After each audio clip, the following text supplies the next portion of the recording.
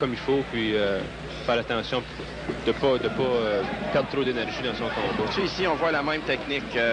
Disons, le Chuck qui rentre, était-tu là avec la jambe d'en avant qui lance un coup de pied au visage. Encore, techniquement, c'est une technique très belle. Mais c'est que, comme on parlait, c'est que la force est plutôt sur le Canadien.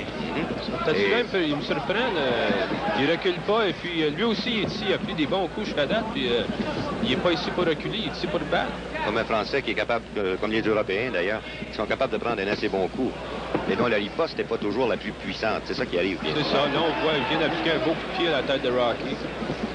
Rocky, par contre, il en a pris beaucoup des coups aussi, un beau coup. Hors d'équilibre gauche ici, un coup de pied à la suite, le par Tatula. Ça l'a reculé la zone de Chuck de quelques pieds. J'ai l'impression qu'il était hors d'équilibre. C'est pas tellement parce qu'il a été blessé à ce moment-là, j'arrive. C'est ça, c'est justement. Mais s'il se fait frapper puis il va sur le plancher, l'arbitre va lui donner un compte. Ça compte contre lui, ça. Alors, round numéro 2, Rocky Zolnichuk, qui est de St. Catharines, Ontario, le champion canadien des poids légers. Il porte le pantalon bleu et son adversaire, Yvon Tatula de Lille, en France. Sa fiche est de 12 victoires, 7 défaites, 2 combats nuls. Et jusqu'ici, passablement d'action. Et je pense que Zolnichuk a été celui qui a le mieux dominé, tout au moins le long des câbles. Oui. Encore ici, on voit Tatula qui travaille tout le temps constamment de la technique, le pied au visage, le pied au corps. Pas nécessairement très fort, mais disons, s'il y a une ouverture, il lance. Il place assez bien les coups. On voit qu'avec son front kick, il place toujours le coup de pied au corps ou bien au visage assez bien. Il atteint Rocky avec une constance assez sûre. Il frappe assez souvent son adversaire. Et j'ai l'impression que Rocky commence à sentir un peu la fatigue. Est-ce que je me trompe? Je pense que tu as raison. Il a lancé pas mal toutes sortes de choses au début dans la première ronde. Et puis aussi, il faut remarquer qu'il en a pris beaucoup dans cette ronde ici. C'est ça. Oui. Bonne ronde pour le Français. Si vous voulez, on va donner le round à Yvon Tatula. Est-ce que je suis d'accord avec vous, messieurs? Oui, définitivement. Moi, c'est le même que je l'ai vu. Je pense que sa tactique de faire des points sur son adversaire va lui porter fruit. Parce que Rocky, on a déjà constaté qu'il commence à être un peu fatigué. Alors, je pense qu'il espérait trop pour le knockout au début. Ça me fait cette idée-là aussi. Ou bien Zolnichuk a de la difficulté à éviter cette gauche qui est constamment au-dessus de l'œil. Ou bien donc son rival a un excellent jab. On s'en va justement avec l'attaque de Tatula au tout début. Voici. Hors d'équilibre, il est reculé. Oui, définitivement, il était sur une jambe et le pied est encore. C'est ça. Ça paraissait un peu plus grave, si on veut. Mais c'est ce que tu parlais tantôt, Jean-Paul, au point de vue des Européens, c'est qu'ils sont très, très forts en technique. Et la journée, ce qu'ils vont mettre l'agressivité comme les Canadiens font, avec la force, ça va être des compétiteurs qui vont tout conquérir. Ils ne sont pas pressés pour faire leur travail. Absolument pas. Alors, le round numéro 3, J.T. Will, qui est l'arbitre, encore une fois, les deux hommes au centre. Et voyons, j'ai l'impression, en tout cas, j'ai trouvé que Zolnichuk avait eu un peu de difficulté à finir le dernier round. Oui, définitivement. Et puis, c'était Zolnichuk. C'est un 7 rounds, malgré qu'on est juste à la troisième. C'est ce que fait Zolnichuk ici. Il faut qu'il le fasse tous les rounds. Don't hold him. Break. Step out. Step out. Il prend charge du combat, du début à la fin. Mais sans s'épuiser. Il y a des moments que tu lances, puis il y a des moments que tu lances pas. Oui, j'ai l'impression que Tatula il est ici pour la durée du combat. Parce qu'il a déjà encaissé des bons coups, puis il revient avec une bonne fougue lui-même. On voit qu'il lance des bons coups de poing. Il a atteint Rocky avec 2 coups de poing de suite. Là. Son coup de pied, c'est extraordinaire d'avoir des gars travailler avec une bonne technique. Il est bien calme. À longue portée, on dirait que Tatula a l'avantage, tandis que dans les corps à corps, c'est Zolnichuk qui semble être le meilleur des deux. C'est ça exactement. Puis je crois ce que Jean-Yves disait à la fin de la première. Et encore ici, très belle combinaison de Zolnichuk. Et Jean-Yves mentionnait qu'il faut que Zolnichuk reste proche de Tatula pour travailler. S'il fait ça, il va gagner. S'il le fait pas, mais il risque de perdre le combat. Ben, il a les bras plus courts d'une façon ou d'une autre. Hein. Exactement. C'est un gars qui lance beaucoup de crochets, alors ça sera à son désavantage d'essayer de rester à une distance éloignée.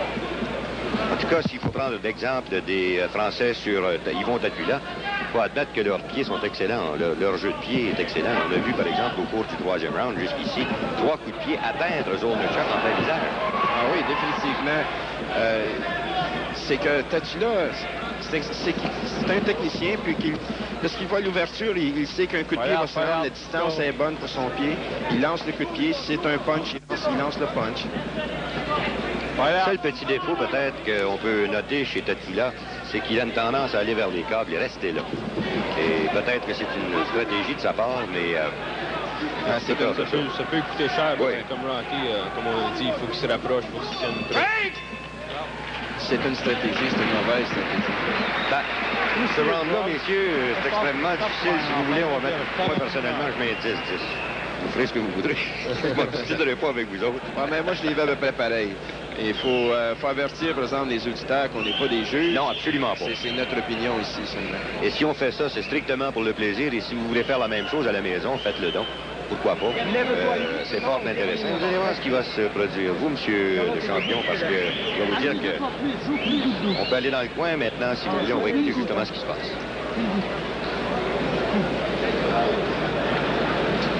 Yvan, écoute-moi. Quand il est dans les cordes, lui, hein, au lieu de le travailler avec les poings, il est baissé comme ça. Tu le pousses un peu, tu lui mets un coup de pied pour le remonter, tu sais, bam, dans la tête, de bas à haut. Tu le fais pas. Attends. Prends le temps.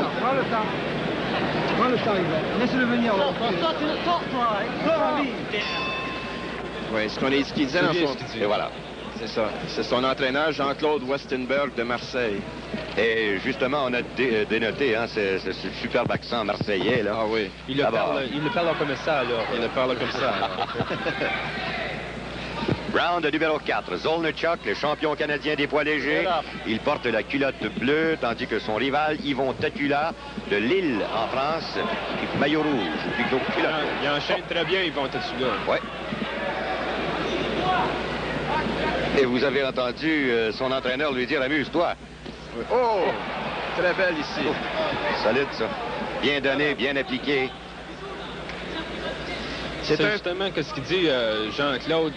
Il faut s'amuser, il ne faut pas prendre le combat trop sérieux puis essayer de knocker l'adversaire. Il faut aller pour les points, il faut aller pour la limite. Si on fait la limite et on gagne à chaque round, alors c'est une victoire.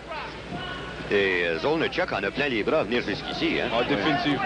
Je crois que la différence, ici, c'est la rapidité de Tatula envers celle de Zolnichuk. Et aussi que Tatula est plus précis avec ses coups que Zolnichuk. Bon combat, c'est le premier de cette soirée. Comme vous savez, vous avez 5 affrontements. 4 entre des Français et des champions québécois, tandis que le 5e sera, c'est justement celui-là, contre un champion canadien. Première confrontation entre l'équipe Québec-Canada contre celle de la France. Et je pense aussi que c'est la première fois que les Français viennent en sol canadien. Oui, définitivement, Jean-Paul. Et puis, c'est qu'il y a beaucoup d'équipes. Lorsque je suis allé en Europe en janvier, le promoteur Réal Massé est venu avec nous. Et puis, il a fait contact avec plusieurs différents pays qu'on va amener ici à Verdun durant l'année. Et je pense, messieurs, qu'un seul des boxeurs français qu'on a vu, qu'on verra à l'œuvre ce soir en tout cas, je pense que c'est un nommé Battesti. C'est le seul qui a de l'expérience contre des Nord-Américains. Oui, et justement, c'était contre Jesse Zolnichuk. Exact. Alors, je pense encore une fois que le Français a eu légèrement le meilleur. On retourne dans son coin. Ne va plus dans les cordes comme ça. Bon, amuse-toi maintenant, direct en jouant, et chaque fois que tu sors du corps à corps, coup de pied, tu mets le point, joue un peu plus, tu as gagné. Hein, amuse-toi et tu as gagné, hein. Oh, tu joues ta place dans l'équipe de France, là.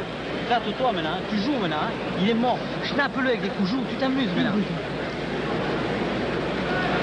Et voilà justement l'attaque du Français ici, Jean-Yves.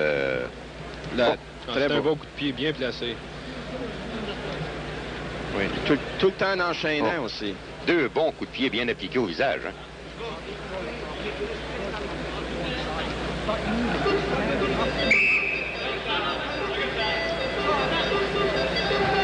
Alors, on vient de lui dire, comme vous avez entendu dans son coin, amuse-toi, tu as gagné, tu retournes en France avec une autre victoire. Et voilà, le round numéro 5. Il faut se rappeler que les Français sont...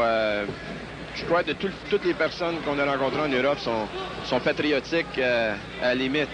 C'est très important pour eux, c'est leur première rencontre.